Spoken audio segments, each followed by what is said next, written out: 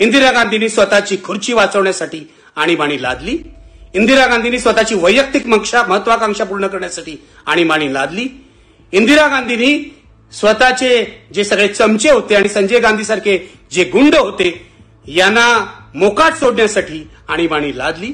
कोणत्याही प्रकारच्या लोकशाहीच्या संरक्षणासाठी त्यांनी आणीबाणी लादली नाही. नानी पालखीवाला सारख्यांनी त्यांना सांगितलं होतं की आपण सुप्रीम कोर्टात जाऊया, स्टे घेऊया, पण तुम्ही मधल्या काळात राजीनामा द्या.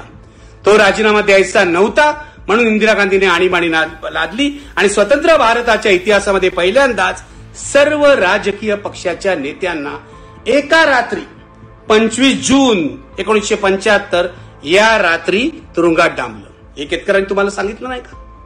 का नाही सांगितलं?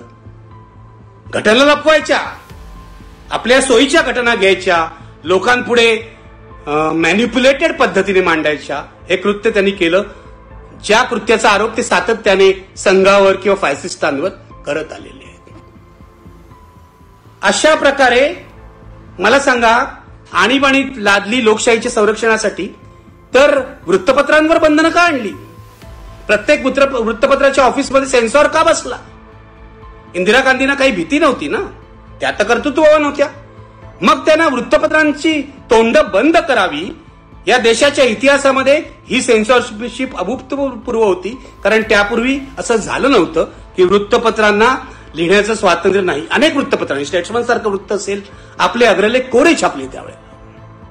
इंदिरा गांधी जर एवढ्या प्रभावी होत्या तर त्यांना वृत्तपत्रांची भीती का वाटली?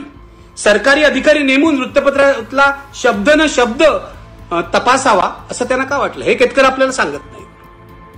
आणीबाणीच्या पार्श्वभूमीवरच्या सगळ्या घटना मी तुम्हाला सांगतोय. आणीबाणी लादल्यावरच्या घटना वेगळ्या आहेत, पण इंदिरा गांधी संकटात सापडल्या होत्या, लोकप्रियता त्यांची संपली होती आणि स्वतःची सत्ता मजबूत करण्यासाठी इंदिरा गांधींनी आणीबाणी लादली. त्यानंतर घटना दुरुस्त्या केल्या, आपल्या बाजूनी घटना वळवण्याचा प्रयत्न केला. हा माझ्या मते अक्षम्य अपराध आहे.